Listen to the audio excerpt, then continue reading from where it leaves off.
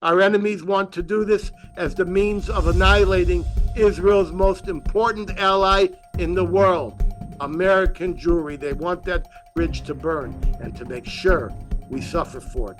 Start taking notes, folks. And now, The Edwin Black Show.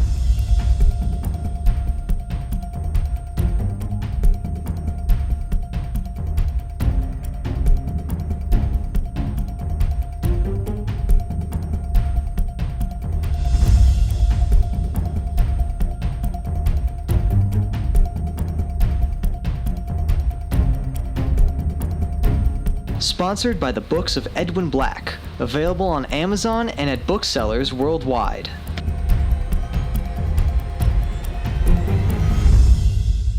And now, here's Edwin. Welcome to the Edwin Black Show, coming to you twice monthly from Washington, D.C. I'm Edwin Black, investigative journalist, historian, and author of 215 editions It's grown in 40 languages and 190 countries worldwide.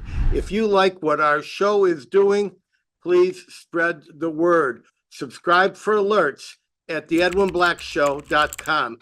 And if you want to support our work, please visit theedwinblackshow.com/support. Your help, big or small, assures our complete and utter intellectual and uncensored journalistic independence. And I must say, we do quite a bit here beside the show, including lecturing around the world. We could use the support.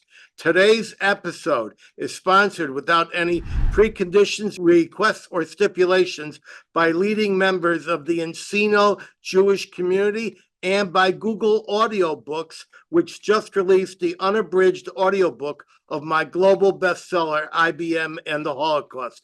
Today, we welcome guests once again from across America, including our 4 delicious watch parties in the Villages, Newton, Mass., Chicago, and Tampa Bay. Hi, Harvey.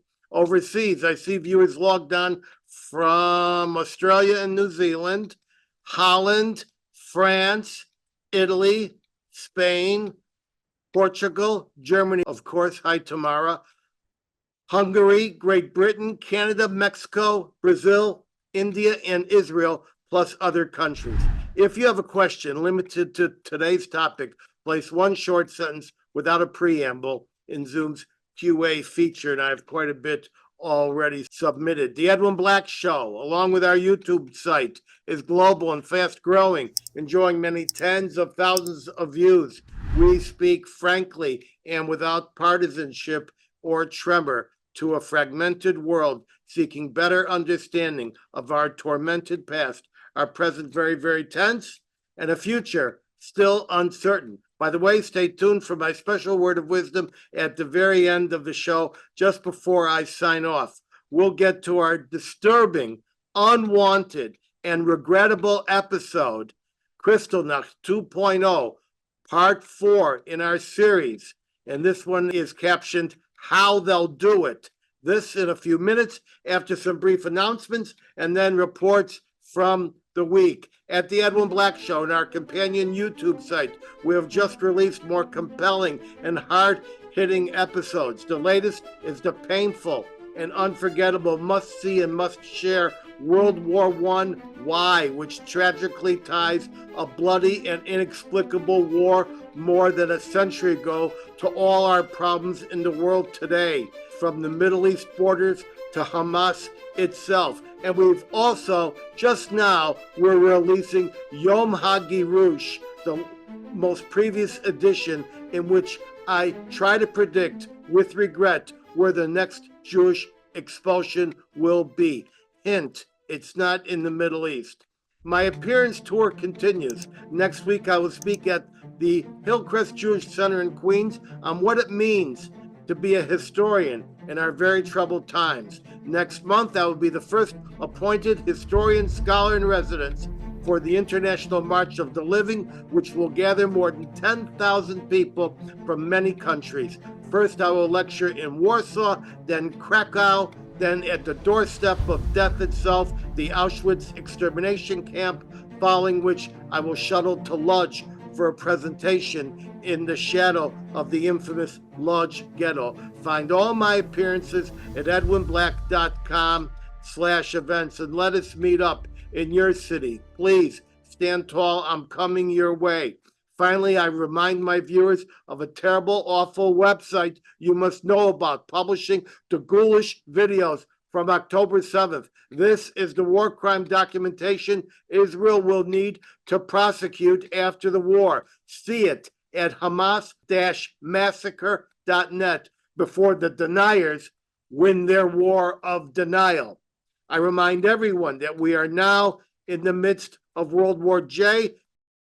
Here's items from the week. The global war against the Jews, both in Gaza, at home, and indeed roiling through the nations of the world.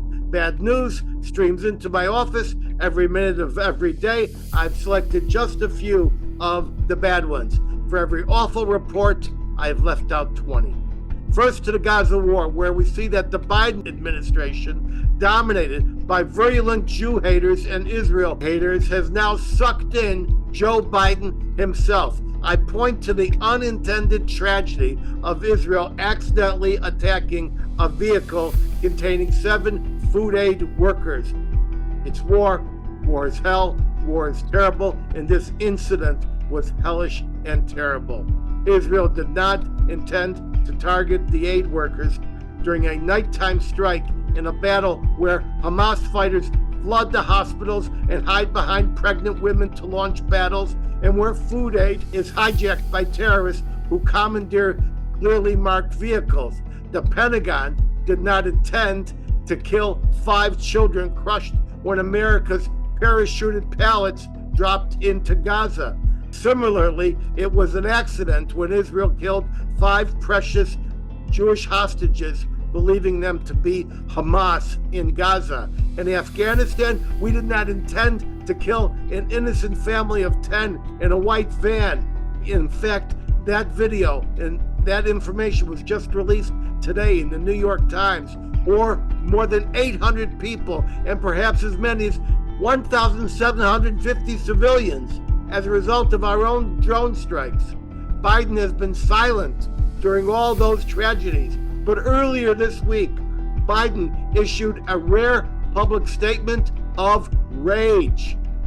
Rage against Israel, which is fighting an ultra-complex war like none other in human history. Specifically, Biden published a statement that began with these words: "I am outraged," that's a quote, "and heartbroken by the deaths of 7 humanitarian workers from the World Central Kitchen, including 1 American in Gaza yesterday," close quote. He added nastily, "This is not a standalone incident," and then falsely claimed, false, quote, "Israel has not done enough to protect aid workers trying to deliver desperately needed help to civilians. Incidents like yesterday's simply should not happen." He said Israel, here's a lie, has also not done enough to protect civilians, close quote. Biden could have said he was saddened. He could have said he was distressed, but he said he was outraged. And fake outrage it was. We're all heartbroken about these aid workers. But who is Biden to express public accusatory outrage at Israel when the United States has unintentionally killed many innocent civilians in drone attacks in many countries? In truth, Biden wasn't outraged about Israel. He was outraged about Michigan Arabs and his generally depressed electoral support in swing state Michigan. In the Michigan Democratic primary, more than 100,000 voted no commitment, imperiling 13% or more of his vote. Some say as much as 20. In fact, the no commitment vote earned 2 delegates to the national convention. Yes, they're now in the hall. Know it. Biden is now polling behind Trump in Michigan, largely because pro-Palestinians organized an effective Abandon Joe movement. That's a quote, Abandon Joe movement, even if it means Trump winning the presidency. They don't care.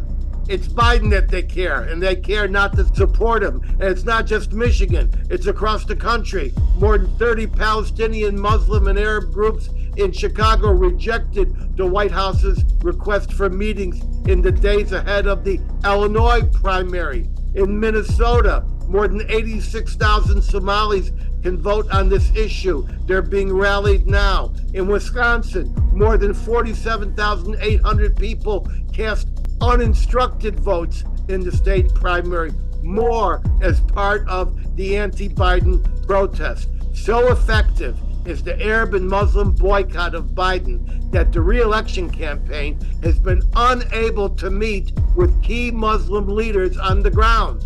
The White House was just a day or two ago forced in humiliation to cancel its Ramadan iftar dinner because anti-Joe forces convinced virtually every Muslim leader to decline the invitation. In fact, in a meeting with aid organization Med Global, Dr. Taher Ahmed, a board member, visibly walked out lecturing the president on the Arab and Muslim community's disappointment. His walkout rationale was big news covered on all the networks. And wherever Joe goes, the false label, Genocide Joe, is chanted by Palestine protesters. But in this Profiles Without Courage election, if insulting Israel on the world stage, if getting Schmuck Schumer to conjure up a call for Bibi's ouster, if the State Department can encourage anti-government riots in Tel Aviv, if openly fortifying Hamas with the unmistakable message that America does not support Israel, if Biden can deny Israel the defensive Tamir interceptors for the Iron Dome, if Biden can deny Israel the Apache helicopters it needs to finish the war on 2 or more fronts, and refuse to send Jerusalem more than a few days of ammunition at a time, and even some of this misconduct can lessen the losses in Dearborn, Michigan. And well, that's good enough a rationale. Never mind that Biden's lack of spine and deliberate playing into the hands of Hamas is prolonging the war and endangering Israel. This is the electoral season, whether it's Genocide Joe or Backslide Joe. Humanity and America is the loser, and history will record that the worst president in American history will be remembered for his infamy. And before we exit the topic of the war in Gaza, I take note that the specifics of the sexual abuse that Hamas and civilian cousins engaged in is now coming to the fore thanks to brave, courageous women. I quote the New York Times interview with Amit Susanna, a 40-year-old Israeli lawyer who was brutally beaten, dragged to Gaza, and she was placed in a child's room. Sensitive people, now it's time to leave us for a minute. And children, please, out of the room. Amit Susanna was sexually tortured for her 55 days as a hostage held in a child's room in a civilian apartment. No doubt an innocent civilian. Here's a quote from the Times. Several days into her captivity, she said her guard began asking her about her sex life. Miss Susanna said she was held alone in a child's bedroom, chained by her left ankle. Sometimes the guard would enter, sit beside her on the bed, lift her shirt, and touch her. I'm continuing the quote. Around October 24th, the guard, who called himself Muhammad, attacked her. He came towards me, I'm quoting, and shoved the gun at my forehead, Miss Susanna recalled during 8 hours of interviews with the New York Times. Then, with the gun pointed at me, he forced me to commit a sexual act on him. That's close quote. This is the enemy, a death and rape culture like none other that can produce such monsters. And there wasn't just one of them. And now we feed them with trucks and airdrops. Further to this World War J scenario, since October 7th, an entire world has unleashed its just below the surface anti-Semitism and virulent anti-Jewish actions like no one thought possible this time last year. It's open season. In Belgium, a swastika was spray painted on housing for Holocaust survivors. In Amsterdam, the mother of an IDF soldier has been openly stalked day after day at both her home and her job by Palestinian thugs. In Spain, in the town of Leon, they celebrate Easter by drinking a lemonade and wine cocktail called Kill Jews. When you toast, you lift the glass, clink, and cheerfully say, Happy Easter, kill Jews. Town officials say, it's not racist, just a saying. The UK has become a particularly ugly place for Jews and Israelis today. 2 Israeli survivors of the October 7th Nova Music Festival were flying into London to testify about their horrible experience. Border agents at the airport humiliated them with their questions, and when they asked why they were being singled out, they were told, quote, we had to make sure that you're not going to do what you are doing in Gaza over here. This entire scene was captured on video and is now under investigation. My editors, please add that in to the edited version. A Jewish boy was denied proper medical treatment in the Royal Manchester Children's Hospital. The boy suffers from a rare blood disorder and receives transfusions at the hospital every 2 months. The kid is religious and wears a kippah head covering. He was mistreated by nurses wearing pro-Palestinian badges and stickers. This included kicking the boy out of bed and forcing him to lie on the floor with the tubes in him. We have the photos. Now the kid has learned he cannot wear religious identification at this hospital. In the small town of Ratcliffe, just north of London, 3 masked men went into various Jewish shops asking people if they support the IDF. At one of these shops, the assistant just answered, we just sell bagels. That's a quote. Headlines everywhere say it is not safe for Jews to enter central London, not because of any government policy, but because Arab protesters and thugs will harass and endanger them. Gee, what happened to all those microaggressions in Great Britain? Canada has become a world leader in rising Jew hatred, and here a lot of it is seen as actually official. An article in the Times of Israel headlined, quote, Canadian Jews fear their golden age is over. There are about 404,000 Jews in Canada, but Muslim and Arab immigration will quite soon outnumber the Jews by 4 to 1, which is a powerful electoral demographic.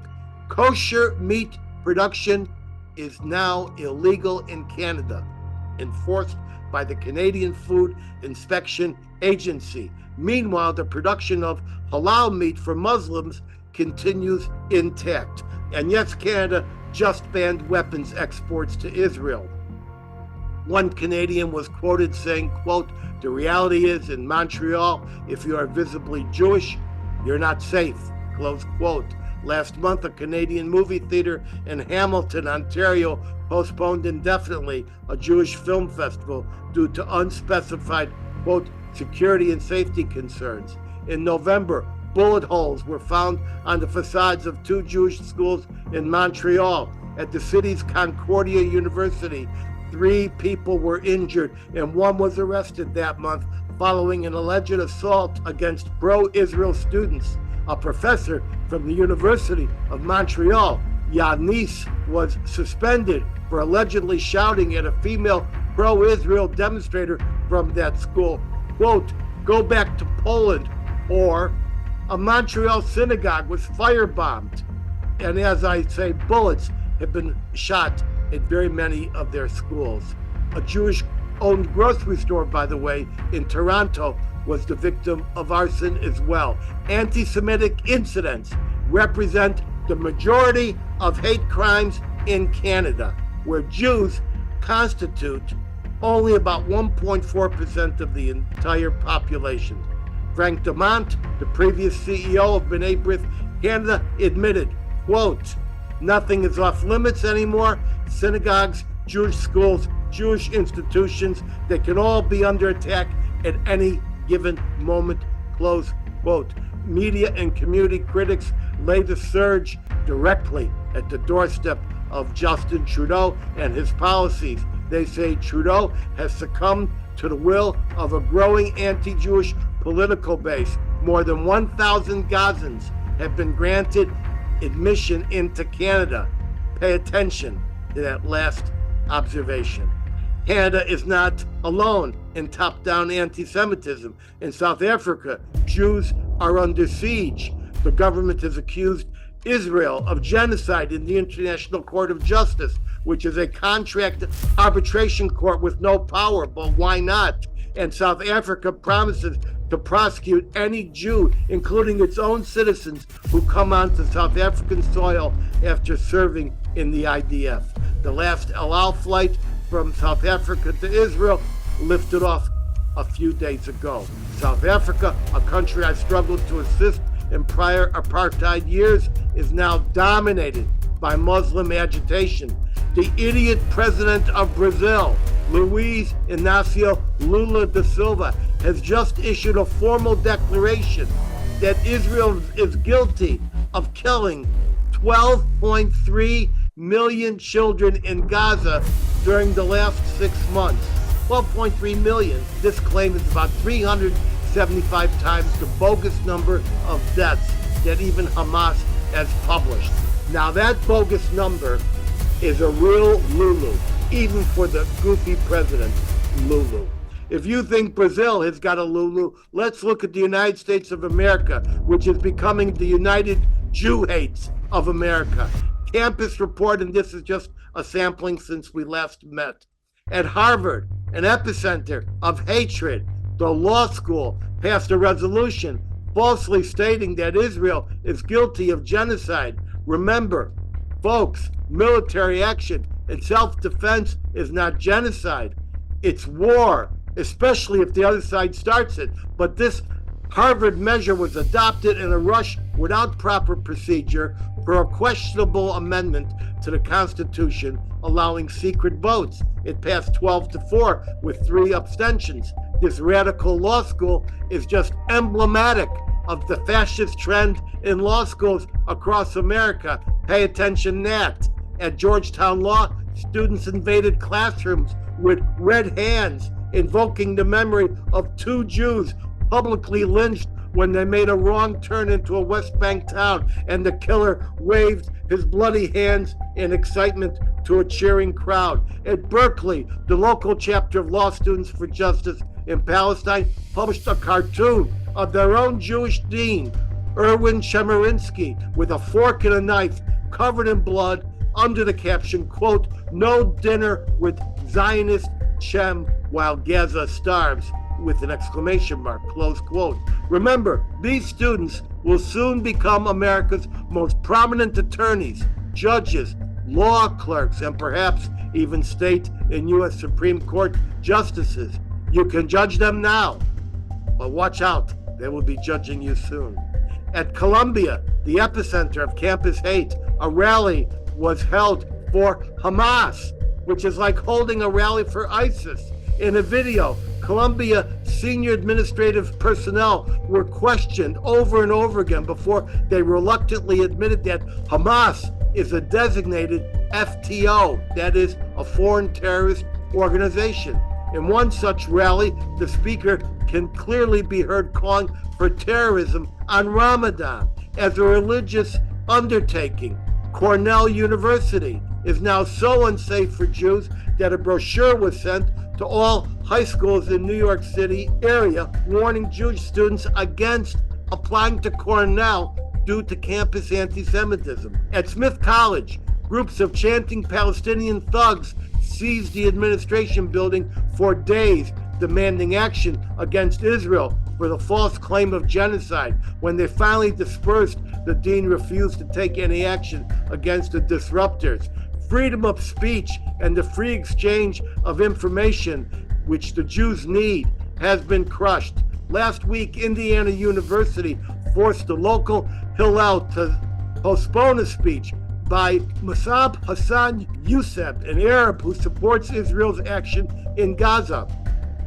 Also, I, last week, delivered the inaugural lecture at a New Maryland University's Center for Humanity, Tolerance, and Holocaust Studies, and realized there was no advanced publicity because the organizers were afraid of the protesters. And I remind you that I went down a few months ago to a Dallas area famous university, and I was told facts will not be useful at this time. The Office of Civil Rights has opened an investigation at UC Santa Barbara, where the Jewish student president has been unrelentingly harassed. Stand With Us, the Brandeis Center, the Lawfare Project, and others are filing or preparing to file a new lawsuit, Office of Civil Rights complaint, or other action against a college at the rate of almost one a day. They're working day and night. No wonder the cover story of the Atlantic magazine read, "The golden age of American Jewry is over." And we are getting agreement by many Jewish leaders. The assertion of the Atlantic, the golden age for the Jews is over in this country, was repeated by Jewish and non-Jewish media worldwide. Jewish leaders from eminent litigator Alan Dershowitz to yours truly, me, agree. I don't know how many actually disagree. Famed filmmaker Steven Spielberg says he fears a repeat of history, warning, quote, "We may again have to fight for the right to be Jewish," close quote. Why the hell have I scheduled this show? That's why. Austin, Texas, 80 music bands pull out of the famous South by Southwest Festival because it maintains ties to Israeli institutions. Berkeley, California, Palestinian Nazis invade a Holocaust remembrance vote in the city hall, screaming, "Zionist pigs, you are spies for Israel, bloodsuckers, kikes, genocide enabler," and then encircling with intimidation Holocaust speakers, just the way the brown shirts used to do. When one woman tried to speak about her experience in the Holocaust, they shouted lies. This in a city council meeting, and no one was arrested. New York City, a Jewish woman attending that big Radio City Music Hall fundraiser for Joe Biden was followed out and closely harassed with screams of "murderous," I'm quoting, "die, keep it moving." Also in New York, Palestinian Nazis invaded and disrupted the Easter Vigil at St. Patrick's Cathedral in New York. Security and church people had to drag them away screaming. A pro-Israel crowd was physically assaulted by pro-Palestinians in Manhattan with shrieks of "baby killer." 2 Orthodox Jewish men were pelted with unknown objects while walking on the Upper West Side just a couple days ago. Dearborn, Michigan, the Islamic Center of America, one of the most prominent Shia mosques in the U.S., invited members to mourn the death of an infamous Hezbollah terrorist, Ali Baza. The Biden administration tried to purchase a few more Muslim votes in Michigan by granting that mosque $350,000 of your tax money. Oregon Democratic Senator Jeff Merkley used Easter to invoke the Jewish blood libel and accuse Israel falsely of genocide. Democratic New York Representative Jamal Bowman, one of the leaders of the Jew-hating anti-Semitic squad, recently screamed out that the Hamas rape and murder actions were lies invented by Israel. Despite this, the top 3 Democrats, House Minority Leader Hakeem Jeffries from New York, Democratic House Whip Catherine Clark from Massachusetts, and Caucus Chair Pete Aguilar from California, they all issued a joint statement praising Bowman for being, quote, "a public servant who fights for economic justice and in defense of historically underrepresented communities," close quote. I have 100 more examples, but not 100 more minutes. So with that introduction, I now commence my monologue. I'm not going to pull any punches. If the Democrats, local, state, and federal, get elected this November, from city councils to Congress, Israel will be swiftly dismantled and the Jews in America will be dispossessed. My duty as a historian who has chronicled the serial persecution of the Democratic Party history compels me to name the names and name the games. I refer to the Democrats' demand to retain Britain's African slavery in the first years of our country's independence, the mass rape of black women perpetrated to continue it, and finally, the civil war they launched to protect the institution of slavery.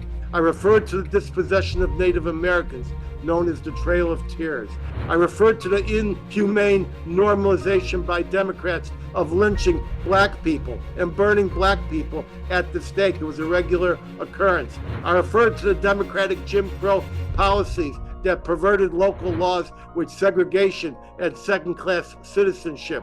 I referred to the forced internment of Japanese Americans engineered by the Democratic Party, given just 48 hours to sell their property. I referred to the abandonment of the Jews of Europe by Roosevelt, who never liberated one camp or sabotaged even one rail track going to a camp and let 6 million Jews die while enabling Wall Street to prop up the Third Reich. I referred to the Democratic Party Action Group, known as the Ku Klux Klan, the Democrats. I referred to the Democratic President Woodrow Wilson, who resegregated the federal government at the turn of the 20th century. I referred to Democratic engineered laws, such as aid to dependent children, designed to keep black fathers out of black families in order for them to receive welfare. I referred to the plan to sterilize millions of poor blacks on welfare using a subcutaneous implant, just like they did to the Native Americans. I referred to the Democratic filibuster of the Civil Rights Act for 60 days, trying to stop its passage. So now I move to the specific message no one wants me to deliver. If the Jews are going to be dispossessed next year, this is how it might unfold. And here's the monologue. We start with two critical explanations. Like most Jewish people in this country, I was born a Democrat, and my family lived as Democrats in a Democratic machine city known as Chicago. I am today, right now, this minute, a card-carrying, legally registered Democrat, and have been for as many years as I can remember. Yes, organized Democrats committed all the crimes against humanity and persecuted the peoples I have discussed. But after FDR's New Deal, they widened to become a working man's party and adopted liberal ideas to equal the playing field. I grew up poor, and so we naturally became Democrats. But that day is now gone. We all know that the Republican Party was taken over by Tea Party activists and now has become the party of Trump, top to bottom. The Democratic Party has also changed. It's no longer the party of my parents and my first decades. It has been overtaken by Jew hatred, Israel hatred, and anti-American agitators who hate this country and openly brag about burning it down. The leaders of the Democratic Party, such as Bernie Sanders and Alexandria Ocasio-Cortez, are formerly members of the Socialist Party. Now, Jew haters have invaded and hijacked the Democratic Party. They have become a driving force in local, city, county, and state politics. That was just shown in these primaries. Plus, they have risen to the single most powerful caucus in the Democratic Party, constituting a commanding 40%, maybe more, and getting stronger every day with the squad, the squadron, and yielding their power. They can even corrupt Israel-loving men such as Senator Schumer and Hakeem Jeffries. That is the nature of politics. Now, why do I draw a line between Arabs and Nazis? A direct line. Remember the subtitle of my bestseller, The Farhood. That subtitle is Roots of the Arab-Nazi Alliance in the Holocaust, which documented the active international military, economic, and diplomatic alliance between the Arabs worldwide and the Third Reich. Scholars know that after Berlin fell, thousands of Nazi Gestapo and SS men fled to the Arab countries, where they reshaped the modern Middle East that we know today. I know that Hitler is a hero then and now in Arab culture. It has been a common baby name. And Mein Kampf and the Protocols of the Elders of Zion, they're both still top bestsellers in all Arab countries. Today, now, one more thing. I wrote IBM in the Holocaust and documented how IBM gave the Third Reich the gift of information technology. They organized all 6 phases of the Holocaust: identification, exclusion, confiscation, ghettoization, deportation, and even extermination. I know how this can be done. I studied it. Our enemies want to do this as the means of annihilating Israel's most important ally in the world, American Jewry. They want that bridge to burn and to make sure we suffer for it. Start taking notes, folks. If the wrong people get into power, we start with the identification of the Jews. That's a no-brainer identification. The mapping project, thought to be engineered by Iranian students at MIT, has plotted all connections between Jewish and Israeli individuals, businesses, and addresses with graphic lines on a map. Similar maps have been undertaken in other areas of the country. The entire Ashkenazi Jewish database has been hacked out of Google's 23andMe. Once Jews are labeled with tags, dehumanizing tags, such as genocide enablers, Israel supporters, they can then be targeted. The FDIC is currently getting Bank of America and other institutions to deliver lists of transactions which have the word Trump and even Bass outdoor shops somewhere in the transaction. The Fed admits it. They don't even deny it anymore. A few days ago, Google's YouTube was ordered to turn over 30,000 names and or the IP addresses of those watching certain videos. Forbes magazine has seen the order. The IRS, boosted by millions and about 83,000 more agents, is now developing an AI system which can locate all transactions with all entities worldwide, including a restaurant in Jerusalem. Ireland already criminalizes purchasing the smallest gift memento in an Israeli shop. We are being watched, ladies and gentlemen. We are being watched right now. The haters know where we live, where we pray, and where we buy bagels. All the tools were sharpened during COVID and the January 6th riots.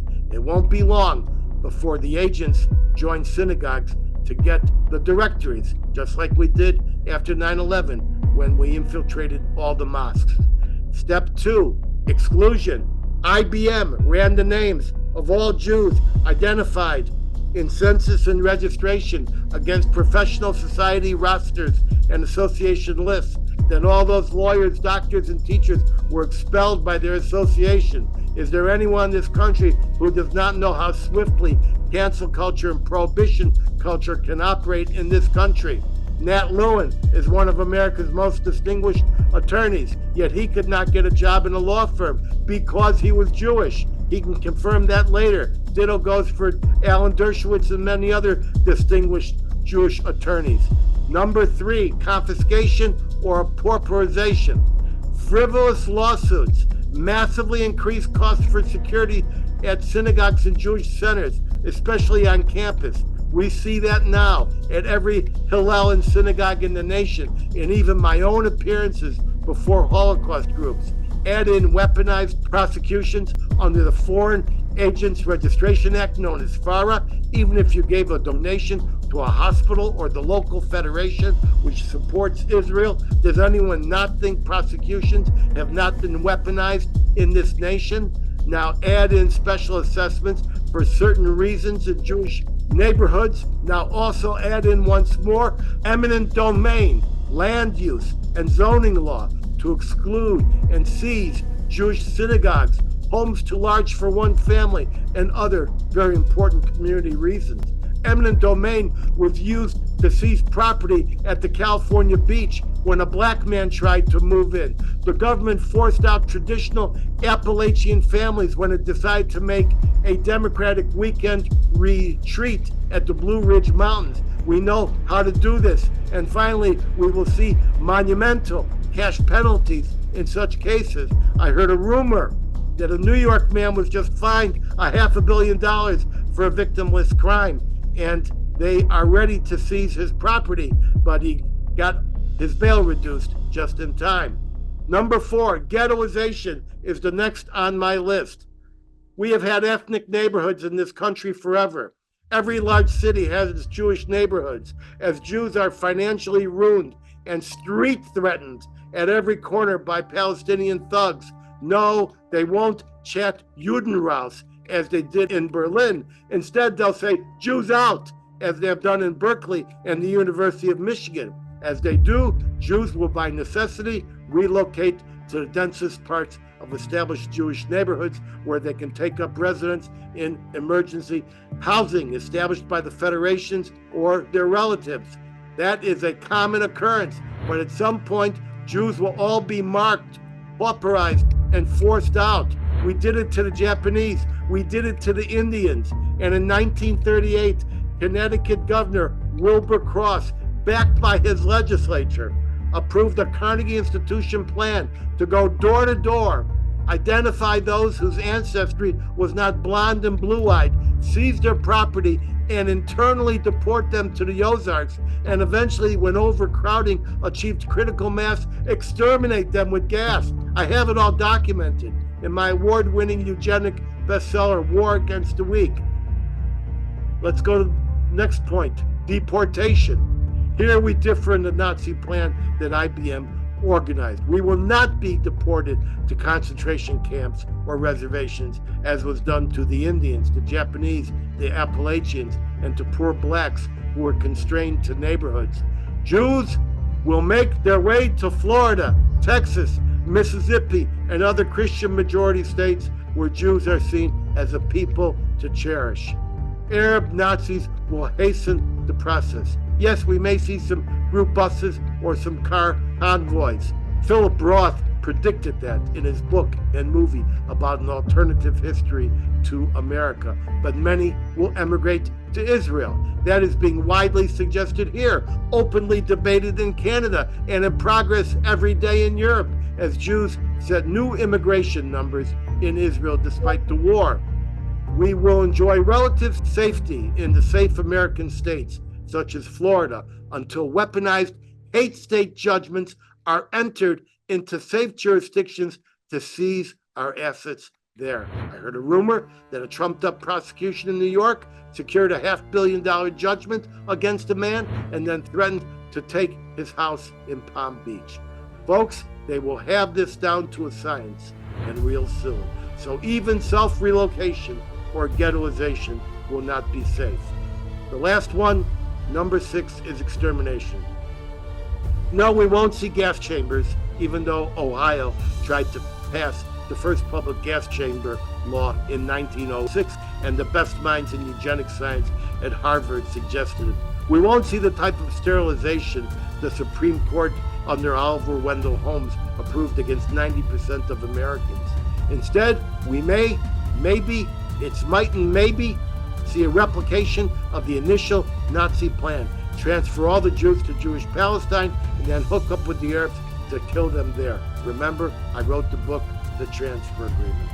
Yes, while all this is going on, if the wrong people get into power, Israel will be destroyed. Financial aid, armaments, and recognition will be suspended.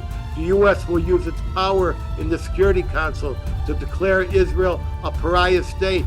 The Palestinian territories will be recognized as a legitimate state despite the Oslo Accords, following a fake, temporary two-state solution. Hamas will be armed, and we will send the arms. Israel will be disarmed, and we will disrupt the arming. The rest is recent history, and indeed history as far back as written history goes. Either Israel returns to house-to-house combat on the streets of Tel Aviv and Jerusalem, or their leadership relocates to Dimona, where the final defense can be readied in a little more than 48 hours. There is a way to fight back. Do not vote for those who openly call for our destruction or who tolerate it, and or the destruction of the majority of Jews alive today, because that group lives in Israel. Second is the Teaneck response, Minutemen, to stand up to race hatred, and we will discuss that later in the show. For now, I've left out 99% of everything and took a long time doing it, so I turned the camera over to one of the Jewish world's best thinkers and planners, Yossie Hollander. Take the screen, Yossie, and tell me that history cannot repeat as I've described it. I desperately want to be wrong. Yossie, now's your chance. Tell me I'm wrong. I'm afraid not. But there's a little bit more twist to that, of course, okay? So if you analyze what's going on in the Democratic Party, the progressives are only 8% of the US population. And they've managed to take over, basically, today. So the rest of the US population, including the Democratic Party, still have a chance to fight and beat them. Also, all these surveys that they ran about the Muslim population are completely lie, okay? Those are fake surveys. Most of the Muslims in the United States are not Islamist. Half of them are, or a quarter of them are, but they make all the noise. And they control the media, they control the organization, but I mean, we had Muslims here, like Iranians and stuff, together with us in demonstrations against the Palestinians. So we have to be very, very careful about when you say a Muslim vote. More importantly, I think, is that they assume that the Muslim vote will leave them, but the Jewish vote will stay with them. And I think one of the critical things, at least in the short term, I'm not talking about November, I think in the short term right now, is to convince them that they will lose most of the Jewish vote if they go against Israel. Because the trajectory in which the administration is right now is to completely annihilate any chance of Israel winning this war. And remember, winning against Hamas is not over. We still got to deal with Hezbollah, because all the north of Israel right now cannot live in their houses. So until either we destroy part of Hezbollah in the north, or there's a few options, I don't see this ending politically. This is ending in a war. Biden does not want a war going all the way towards till the election. He believes that this will destroy his election chances. I think if he stops Israel, it will destroy his election chances, but that's not how he views it. Also, we have to remember within the Democratic parties, there are three forces fighting, like the Clintonites, the Bidenites, and the Obamas. And the Obamas are in control right now. But we still see some of the old ones, which are better friends of Israel. This is a fight that we're going to lose in the long term, because America right now is losing everything to the progressive in the education system, in the media, in the social media. When you look at the surveys of 18 to 24, they said, I think between 35 to 50% of them say that Hamas should replace Israel. Those same group of people say that capitalism is the worst and America is the worst. This is all TikTok. This is not our education system. Their education system is TikTok. We've allowed the Chinese to take over our country. So I think we are not just on the verge of anti-Semitism and a rise. I think we're on the verge of a true World War III within this year. That is, I wouldn't say it's 100%, but it's now has risen to 50%. If I'm Xi, I'm attacking Taiwan in the summer. Why not? And I don't see how this administration will do anything. Yossi, I was very sad to hear you agree with much of my assessment. That's very frightening, because I know you're one who thinks about this. I'd like to comment on a few of your remarks. One, you mentioned that Muslims cannot all be grouped together, and that's a very important and observant remark, because first of all, I can agree with you that most of the Iranians that we know are pre-Khomeini Iranians. They love Israel. They'd like Israel to take them down. We also know that our Christian Arab cousins, the Maronites, they're everywhere. They've been on my show. They would also like Israel to take down the Hezbollah. We also know that many of the Muslims are simply not fanatics. They're not Islamists. Many of them are just like you and I, just once in a while observant. But you're also correct when you say it's the rabid fanatics that will make the most noise and create the most pressure.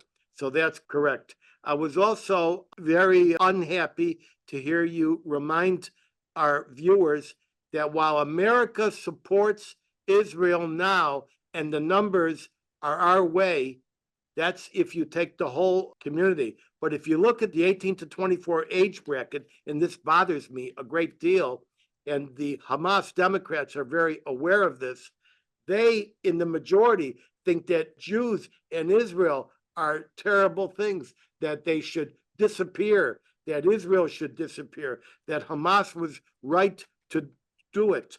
And I was also bothered by your remark, which said that it'll be hard to win in the short term, but in the long term, we're certainly going to lose.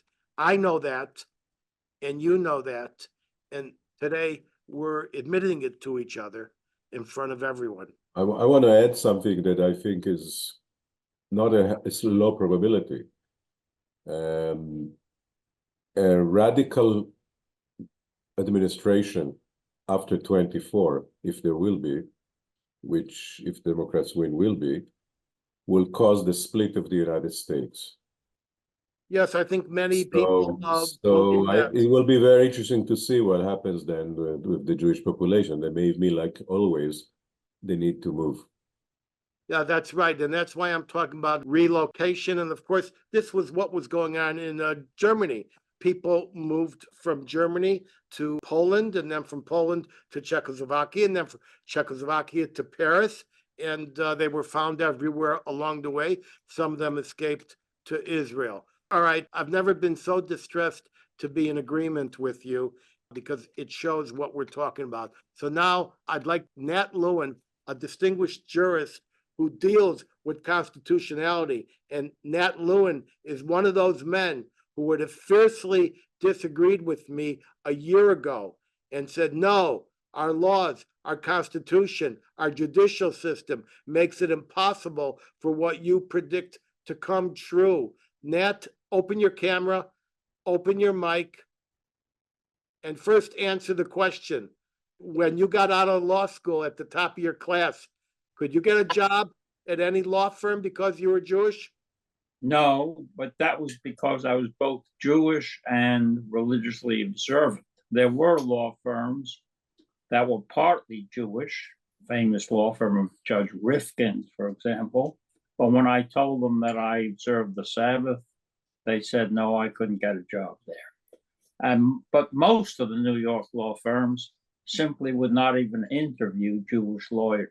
So, I mean, we've lived through an age in which there's been a substantial transformation of attitudes in the United States. The golden age Jews had in the United States, that's gone. And the trust that I expressed only guardedly, really, in the legal system, I think I would now abandon, because Joe Biden has successfully appointed judges who some are blatantly anti-Semitic. Others, I mean, he has an appointee now to the Third Circuit, which fortunately, I think there are even some Democratic senators who say they would not approve or confirm his nomination because he's a radical Muslim who supported a very pro-Hamas group at Rutgers University, where he was an advisor while he's in private practice. So, I mean, I think the American legal system has been corrupted and is degenerated and cannot be trusted any longer. I think really basically what everything since October 7th establishes is that Bibi Netanyahu and Israel and Jews like myself initially were really foolish and naive to think that there would be world support for what Netanyahu recognized was going to be a long war against Hamas. His mistake, I mean, initially, when the war began, my view was the thing to do with Gaza was to starve it, to close off its water, close off its gas, say you have to release the hostages immediately, and if people die, that's too bad. Unfortunately, Israel and Netanyahu himself was too compassionate. Harry Truman was not so compassionate with Nagasaki and the atomic bomb that he was able to use over Hiroshima and Nagasaki. He saw that you had to have a very quick surrender. And Netanyahu should have taken the most drastic action, closing off totally Gaza with regard to water, ultimately by being kind enough to allow the compassion that the United States was pressing upon it. It reacted and boomeranged so that today Israel is viewed as being cruel and callous, regardless of the fact that it has the most humanitarian army and most humanitarian standards in terms of a ground battle in history. And everybody recognizes that. But that was a mistake. On October 8th, Israel should have announced that Gaza is going to be starved out and its civilian population will suffer unless the hostages are released immediately and there's the surrender of Hamas. By going through a conventional war, Israel did something that is a monumental historic mistake. And that is really, to me, what the lesson is of the recent 180 days of battle in Gaza, that you should not have allowed that to happen, even though Israel has very good military personnel. All right. I have a few comments from what you've said. First of all, not only did the United States bomb Nagasaki and Hiroshima, but they also firebombed Tokyo, and they bombed Tokyo with napalm. And they also firebombed Dresden and bombed many other cities, as you well know. In World War I, a blockade was set up for starvation around Germany to make them lay down their arms. And as you know, they were told that they only had to the 11th hour of the 11th day of the 11th month to sign the Treaty of Versailles. I'd like to inform our audience that there was a ethic, a culture in Japan, which observed a cult of Bushido. And Bushido meant that surrender was impossible. There was no such thing as an honorable surrender. And it was a culture of death. It was a culture that instructed from the smallest age, from age 3 and 4, how to kill and how to be killed. In many ways, it was also the samurai culture. And this is what the Allies were worried about, that there would never be a surrender. And that's why they dropped those bombs. I should say, I think this will shock people, maybe even Eve, that the last Japanese surrendered in 1974. They went into hiding, and the last one came out in 1974. So in order to not lose 1 million American soldiers, because they'd already lost 100,000 in the fight across the islands, Truman made that decision. It's the same thing with the Hitler Youth, where we see that the Hitler Youth had grown up over 13 years to become the Waffen-SS, to take the place of the Wehrmacht, and to die for Hitler. Nothing would stop them.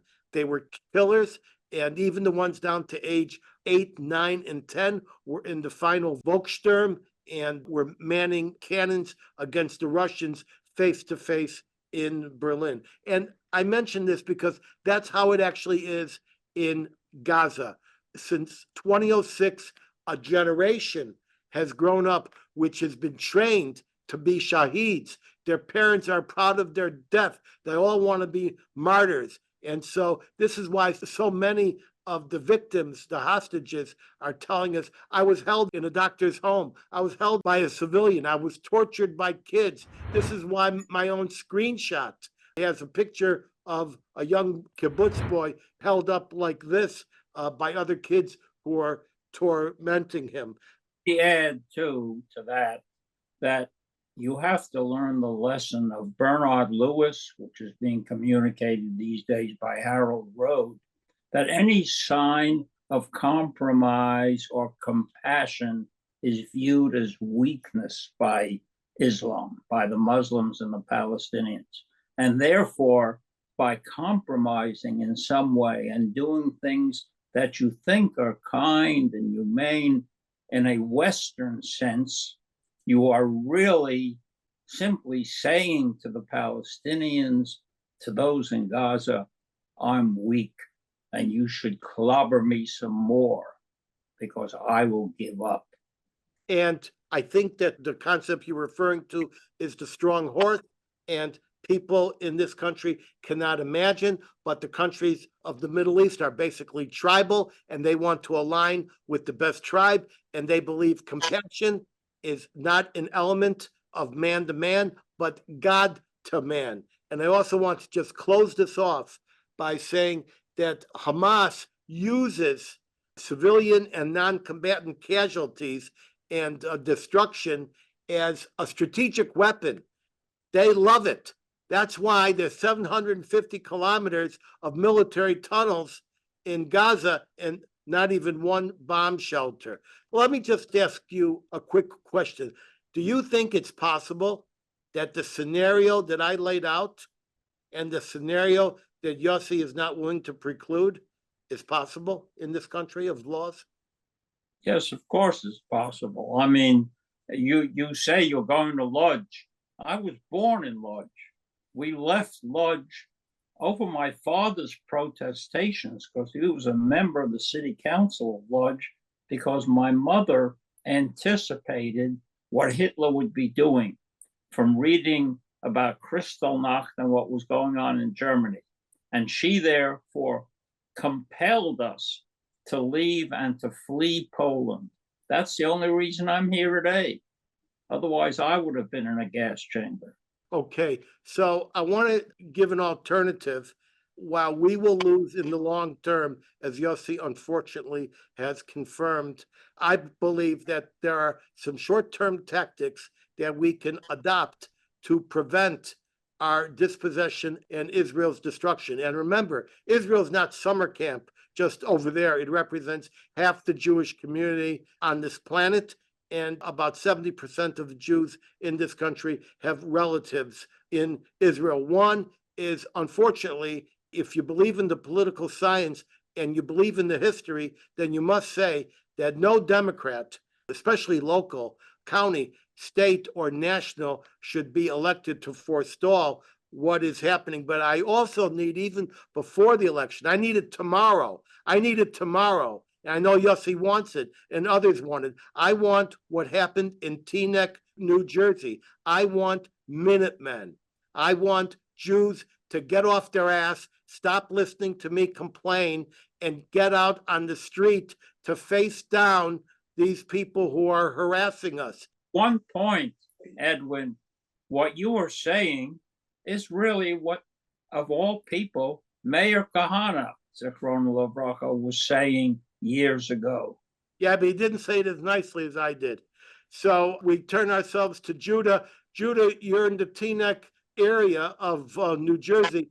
Tell us what happened a couple of days ago in Teaneck. Name the synagogue, and how did the Jews respond? To tell you, I've got to first step back a little bit. So we're back in October 2023, there was a resolution that the Teaneck Town Council passed to support Israel. That raised a lot of ire in New Jersey amongst Muslim communities, and even within Teaneck amongst communities that didn't agree with that. The resolution passed universally, unanimously across the board. Ever since then, Teaneck's been targeted for protests and rallies by various factions from Patterson, from Newark, and wherever else, even imported from the city. Every single time it happens, the police who have been very helpful and very supportive of our community and work with us very well, ask us to back down and de-escalate, because there's no asking them. And if they arrested or gave summonses out on their side, they would be facing more trouble, more difficulty. And so at some point, the Jewish community started getting frustrated, saying that they could express everything they want. They could break civil rights, they could make civil rights violations break rules, break traffic rules, break whatever rules, and get away with it. And we have to just be kind, be good, walk away, not and de-escalate, and just go away. And when Congregation B'nai Yeshurun decided they were going to have Zaka come and speak on Monday, and Zaka, you know, is the organization that collects body parts from crime scenes, from wherever, from terror scenes, just so they can give them respectable burials. It went throughout the community, throughout the Palestinian supporter community, and we ended up having, within our lifetime, that organization came and decided they were going to wage a protest against Zaka, saying that Zaka used AI and Hollywood theatrics to make it seem like there was a massacre on October 7th, and therefore they caused the war, not good people. The police asked us nicely not to have that, and we said we're going to have it. And then at some point, the Jewish community, you know, in Teaneck, as well as Englewood, Fairlawn, as well as folks from New York City, Brooklyn, and the five towns, said that Jews are tired of being pushed back and told that we should de-escalate. So we had over 1,000 people come out to Congregation B'nai Yeshurun to counter-protest the protesters, while Zaka was inside giving their testimony to an exclusive audience inside the shul. It turns out we had about 300 protesters on the Palestinian side, bust in from other places, maybe some from local Teaneck, who knows? And we had over 1,000 of the Jewish side. And we weren't screaming, you know, obscenities. We were singing songs. We were chanting.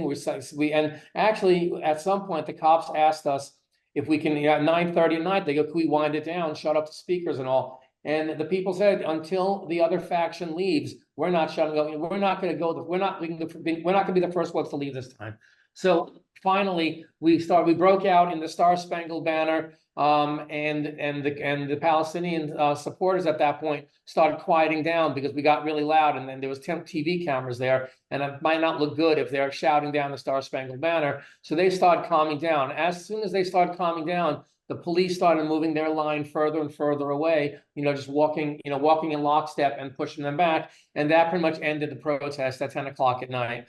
The Jews said, we're not going to take it lying down anymore. We're going to fight back. We're going to counter protest. We're going to do it our way. We're not going to do it their way. We're not going to do it vicious and violent. We're not going to call for their deaths and call for their dead babies. We're just going to show unity and optus, sing nice songs, and have great slogans, and have speeches which were powerful but warm and almost and kind in a way, but very firm. And that's what we did. But, you know, to answer your, to talk about what Yossie and Nat were saying about where the United States is going, where the world is going, and whether or not we're looking at a place for Jews to run, where the world is flat right now. Where are we running to? Every place we run, it's going to be, you know, it's not that people don't know who we are anymore. I think that one difference from the time of Hitler is that we have social media, and we have a global connection, including Israel. And we have people of non-Jewish people who are still very supportive of us in key positions in government, in finance, in technology, and wherever. And we still have a core support. What's scary is that the country on the left, this country is moving more progressively towards a Sodom and Gomorrah type atmosphere where everything's acceptable. And for some reason now they've accepted that radical Islam is part of the progressive agenda, which is bizarre. I think enemy my enemy might be a friend, and that's how that works out. But they don't realize at some point radical Islam is going to consume them too, because it doesn't have any, radicalism has no patience for what they want either. But it's a bizarre thing what we're seeing. And I don't know that we're not going to get to that. I think that we are getting to a dark place. I'm hoping it's not going to get to a place where we have to figure out where we're going to run to right now. But right now, Jews are starting to strike back, fight back with their money, with their votes. Listen, even you know, locally in New Jersey, we had elections last year, 2 years ago, where we lost the town council because Jews are very complacent; they don't vote. And as soon as it turned where they started kicking Jewish people off key committees of Teaneck Town Council, last election cycle, we won the complete slate, and we won the school board complete slate as well, because people realize that it's getting bad. The problem is that we react when things are bad. We come back and vote, and we'll get together. That might be too late sometimes. We need to get to a place where we're constantly vigilant, going out there, showing our support, showing our numbers, and not just coming out when people are attacking us, but coming out when things are good also, and showing us that we're still a force to be reckoned with. But it's a difficult world right now, and I don't have the answer where we're going to all run to. run to Israel, that's one target for everybody. And if Israel has no supporters around the world anymore, if all the Jews are in Israel, why would anybody support Israel? It's a concern of mine. Where else can Jews go where they're safe right now? And where are they going to go where they're safe for a long time? I think that we have to keep on showing that we're a model of peace, we're a model of growth, a model of education, a model of family, and a model of progress in the future. And maybe that'll set a tone for somebody to see that we're not the worst people in the world. We're actually very good providers. A very wise impression, observation, and analysis on the ground. And I should say that not only are you a crisis manager in New York, handling some of the largest cases, you're also very closely tied to the community security service that protects many of the Jewish synagogues. I have a few comments on some things that you said. First of all, about 300 protesters came out. Now I've got the video, and I want to make sure my editors put that video in. There is a synagogue, and Arabs are in front of the synagogue praying and shouting epithets at Jews. But you say 1,000 protesters came out. How long did it take to get those 1,000 Jewish protesters? 1,000 Jewish counter protesters. Right. How long did it take to get those guys? I think we put it together. The event was Monday night. From Sunday afternoon to Monday night, it took us out. It didn't take us long to put it together. Why can't we have that in Los Angeles, in Orange County, in New York City, in Queens, in Boston, all over the place? And well, it goes back to what I just said. When Jews feel that they're cornered, reactive, when things get so bad, that's when they come out. Teaneck has been a flashpoint since October, and it's been constant. They have car rallies and car parades and marches through our town every single week for the past 3-4 months. And now all of a sudden they finally said, no, we're not going to take it anymore. If any of these towns in Los Angeles and Washington and wherever start having consistent attacks, maybe the Jews will get together and start realizing it. But this Sunday in New York at Dag Hammarskjöld Plaza, April 7th, there's an organized massive Jewish rally by Dag Hammarskjöld, by United Nations, by the Jewish organizations to get people out to a march for peace, a march, for Israel, a march for the sake of the world. We're being led by Jews on this Sunday, which is hopefully going to come together and be even bigger. Ed, I have to comment on this, if I may. Okay. So in other places, there's also been Jewish organizations that went out and actually always outnumbered the so-called Palestinians. I'm saying so-called Palestinians. And the problem is that those are working regular people. I can tell you 99% of the people in those demonstrations on the other side are paid. Oh, we know they are. They're paid. They're busted. We know exactly. And I don't call them Palestinians. There are a handful of Palestinians, but they're progressive students. They're Americans. They're foreigners. They're people just buy into their ideology, or were paid to come in there. We're very well aware of that. So there's a whole system, of largely Qatari funded, of new organization, new companies, new funding sources that is going around and funding all this mayhem, in city councils, in board of educations, in demonstrations everywhere. It is all 100% funded. And we as Jews are sitting down, I'm not talking about the actually grassroots people that go to demonstrate from time to time, because we can't demonstrate every day. We're working, people are working, What we are seeing is, what we don't have is Jewish funding to counter that, But we do, And what we don't have is what we had in the 1930s. We had the Jewish mafia that beat the hell out of them. So yes, we do have Jewish funding. A lot of the federations and Jewish organizations are getting together and offering money paying for the buses, paying for the signs, paying for logistics, and even offering to pay partly for the police time in these local townships, so that they don't feel that that they're not, the burden is not being spread out right. We do have. It's not as, listen, Qataris took us by surprise, and they've been and working with George Soros. There's a lot of money there, but we do have plenty of money. We've been giving our money to academic institutions for so long. Now it's starting to funnel towards communal groups. Now it's just starting now. We have to move it along because I need some questions, but I want to make a couple observations on what I've heard. First of all, this thing about Jewish counter protests. The Jews don't have it in their DNA to answer Arab street violence, which is known throughout the generations as the Arab street. We don't have it in our DNA to fight back the way they do. So what we need is numbers. And we need, fine, we could sing songs, we can wave flags, we can have roses in our hands. We lobby also, we give money to candidates, we support candidates. Well, look at Richie Torres. He's making bank and he's been very good. Richie Torres is one of the excellent Democrats. I'm going to get him on the show. You also mentioned an organization that most people listening to us do not know exists.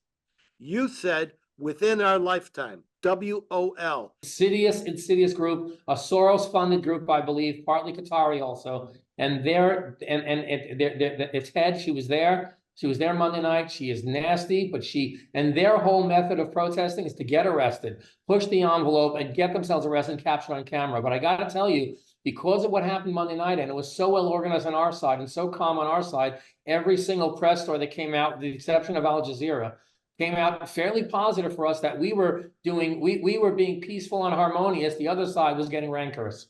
All right. This Within Our Lifetime group is interested, and we've got them on videotape. And I want my editors to put the videotape in during the edit saying, we want to burn down this American establishment. It's the Jews first on Saturday and everybody else on Sunday. Now, I've got to take some questions here. So the first question is from the Watch Party in Chicago. It says the Jews were kept out of the northern suburbs, such as Winnetka and Kenilworth. I can attest to that for many years. Could those laws come back? Yes, they can come back, but they would probably come back without mentioning the word Jew. They would probably just say people who have been accused of genocide, or Jews who are genocide sympathizers, or this or that, will be excluded. It would take years to undo those laws. And I should say, all those laws were established under the Democratic racists in the Chicago machine. Do you want to comment on that, Yossi? Can these laws come back? Who needs the laws? You only need the DAs. So you have Jews being murdered everywhere. It's not defined as a hate crime. It's defined because the guy is crazy, the guy is that, etc. There's been way more Islamist killing of Jews in the United States, and none of them is defined as such. And the reality is that if the DA decides to not prosecute it, or decide to prosecute Jews for whatever things they want, they've invented a whole new system. Doesn't matter what the law is. The So DA now is the law. The DA is the law, and not just because of for Jews, for everybody. So I'm not even talking about laws. Who cares about the laws anymore? So in other words, the fear that you've got, that Nat Lewin has been percolating, is that the entire justice system is being corrupted inch by inch and year by year, correct? And the big failure is the Supreme Court, who still does not understand it. Because the Supreme Court should have kicked out, for example, when you had that ruling, 9-0 ruling, about the Colorado, trying to kick Trump out of the Colorado election. Those judges knew it's not legal. It's not constitutional. He should have said that these guys should not be any more part of the legal system. That would have stopped it. And you know, but the Supreme Court still doesn't get it. And in Chicago, the effort to keep him off was done by a traffic judge. Nat Lewin, you're the only one who practices law in this group. I just pretend I'm a lawyer. Do you think that it'd be possible for these anti-Jewish covenants to go back into the real estate in places like Kenilworth and suburbs like that? That really, what we're talking about is piddling stuff. I mean, if you're talking about simply keeping Jews out of a particular area, I really don't care about that today. I care about whether the Jews are able to live in the United States, not whether they're able to live in a particular fancy suburban area. Could those laws come back in? Well, the courts in the United States are well established. Principle of Shelley versus Kramer. You can't go and have restrictive covenants. That's unconstitutional. I don't think that will be tried today. That's not the principal concern that the Jewish community in the United States should be involved with any more than if there were law firms that stopped hiring Jewish lawyers, I don't care if law firms don't want to hire Jewish lawyers. Today, we're talking about existential problems, not about the kinds of issues that were presented when I was at law school or at college. You know, are there going to be Jews admitted to medical school? Yeshiva University under Dr. Samuel Belkin was smart enough to establish a medical school called Albert Einstein. They've sold since then. So, okay, that's a way of dealing with it. Well, you're right. I should say that Jews were not allowed to enter the yacht club at Fort Lauderdale. No Jews allowed. They said, fine, we'll make our own yacht club. We'll have even a bigger yacht. All right, let's go to the watch party in the villages. Will moderate to low income housing have to be built for Jews escaping to Florida? I will answer first, and I'll say to Yossi second. Maybe yes and maybe no. If rapid housing needs to be built because the Jews are suddenly expelled out of Dearborn, Michigan, or something of that nature, and they don't have to be expelled by decree. They can be expelled by mob action, the way this country used to do to Black people. They used to have a term called run them out of town. There's even laws about running people out of town. There might be some of that, but I think that what will really occur is people will rebuild their lives, normal lives in Texas, Tennessee. Make sure you're ready for us, Holly, and all of that stuff. Because remember, Jews came out of concentration camps, and now they're living in 5-bedroom homes. So I don't think it's going to be low-income mass housing. What do you say, Yossi, quickly? Even before the Jews, there's been a trend over the last 20, 30 years of the entire America moving away from the Northeast, Chicago, etc., traditional areas to the Southwest belt. So all we're going to see is basically just a bigger transition, not just of Jews of America. This is not just Jewish issue. They're going to be a transition of people away from blue state to red state and vice versa. This is already happening in America. What I see is it just accelerating. So no, I don't see it as a I think that poor people. There won't be any poor people moving. To back up what Yossi was saying, right now already since COVID in Tampa and in Jacksonville, Jews from New York and upstate and Hasidic communities have bought up land, and they're almost all populated already or taken. You can't even get houses there anymore. Winding up low-income housing for Hasidic communities in these areas of Florida because that was a better place with more land. The rules are better for them, and they're going there. They will be there. And Jews are starting to see that sign. A lot of Jews have flocked to Florida, but there isn't also on the New York, New Jersey side since the gun ruling on in New York last year. More New York and New Jerseyers are getting gun licenses too and starting to feel that they need to defend themselves. And it's getting a little scary on that side too. But I encourage people to get training and don't be meek anymore. The anti-Semitism that you see is not, again, the restrictive formal kind.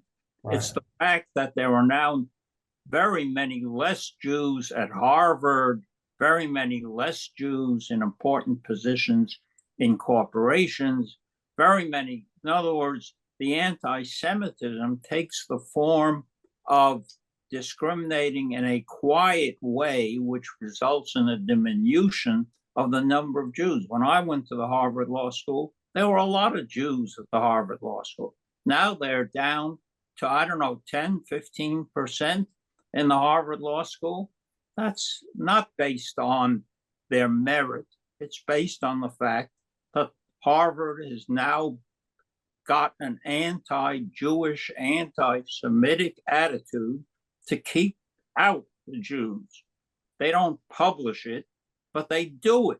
That's what's happening.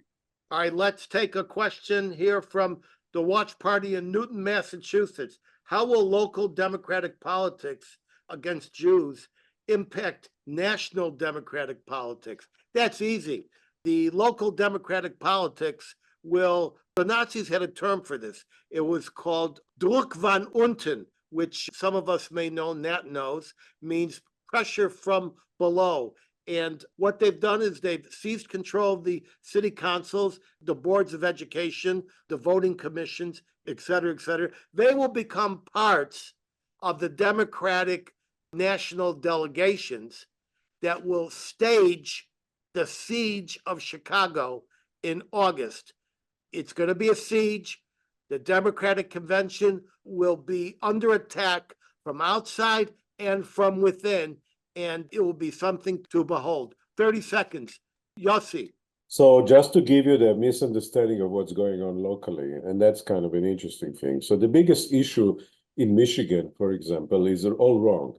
There are twice as many Jewish voters in Michigan than Muslim voters. There are more Muslims, but they're not voters, they're illegals.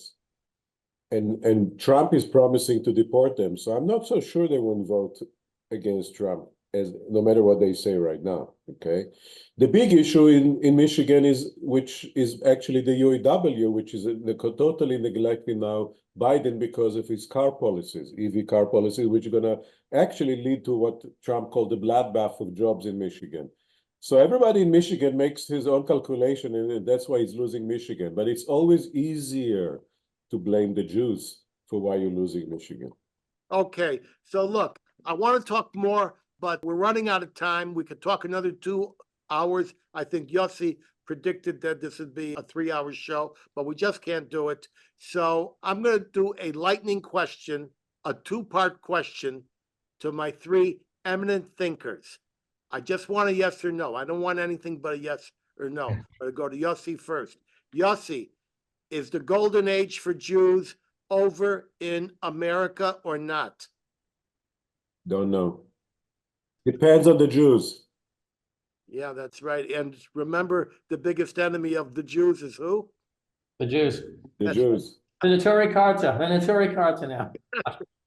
And the second question is this country headed for some kind of division? 50% or more, yeah, likely. Is the golden age for the Jews over in the United States? Yes or no? Nat? Yes. It is. And is the United States headed for some kind of bifurcation or division or civil war? Yes or no? Not if Trump is elected. Judah, yes or no? Is the golden age for the Jews over in this country? It can get different and a little more positive, but it's completely not. It's changed, and it's up to us to make it different too. And is the country going to split at some point in the future? I think the country already is split. Whether or not we're going to have a war about it, I don't know. But something is going to happen. The bow is going to break at some point. There's too much division in this country over so many issues, and the Gaza war is part of it, not most of it. All right. And because I didn't quite write that down, can you tell me who is the #1 enemy of the Jews, Judah? Oh, it's our own people. Our own people. We do it. We are not unified by far, and everybody knows it. The fact that even after this election, 70% of Jews will still vote for the Democratic Party, maybe 60% this time around, because there are still plenty of Jews standing with the protesters, saying that they're Jews, they understand it, they know it, and Zionism is bad, Judaism is good, and they try to make that argument, and they believe it somehow. Judah, I disagree because I think 70% of the Jews don't vote Democratic, but because the survey are basically done on Democratic voting Jews. They don't ask the Haredi, they don't ask the Israelis, they don't ask the Russians, they don't ask the people who will give them the other answers. Maybe you're right. I hope you're right. The prophet Isaiah really had this in mind over 2,000 years ago when he said, Maharsayeth u'machrivayeth mimech yetzehu. Your destroyers will come from within you. And that's what's happening. We're being destroyed by Jews, believe it or not. And remember, please, that the Romans besieging Jerusalem said, hold on, they're killing themselves. Let's wait for them to finish the job. Ladies and gentlemen, we're out of time. I want you to hold for my closing word of wisdom, just 1 minute away. But first, I want to thank my extremely knowledgeable guests, Yossie Hollander in California, Nathan Lewin in Washington, and Juda Engelmayer in Teaneck, New Jersey. I also thank my talented international team, including Christine in Indiana, Virginia in New Jersey, Chris in Vancouver, and Rebecca in the Philippines, as well as many others in numerous additional cities around the world. My team, each of them, is comprised of very dedicated people. I and we all owe them. I'll see everyone back here in 2 weeks at 3 p.m. I'm down to twice a month because I'm busy running around. You want to be a friend of the Edwin Black Show, please go to the edwinblackshow.com/support. It's not just Phyllis and Harvey, but everybody needs to help. Keep me independent. You want to hear me in person? Watch my website for events. I'm in Queens next week. Consult my events page at edwinblack.com/events. Until then, head over to any Barnes & Noble in the USA or any Amazon, Walmart, Apple Books, Kobo Books, or Google Books platform in 190 countries around this roiling, toiling, boiling planet where you can find any of my 215 book editions, such as IBM and the Holocaust. You want an autographed copy? Hit my personal, newly redesigned website, edwinblack.com, and click books. Thanks, Wes. Get access alerts to participate live in future shows at the edwinblackshow.com. You'll see a much enhanced and exquisitely produced version of this show in prior episodes by subscribing to our YouTube channel at the Edwin Black Show and click that notification button. Like thousands of others, you will love them. We put new ones up each week, produced by a bold international crew. You can follow me at Edwin Black Book on X, whatever that is, as well as Facebook. And now, for my closing word of wisdom, if we're at the sunset of our golden age, what will we see in the sunrise of the brutal new age to come? I'm zooming out. Thanks, everybody. Bless everybody. Bye-bye.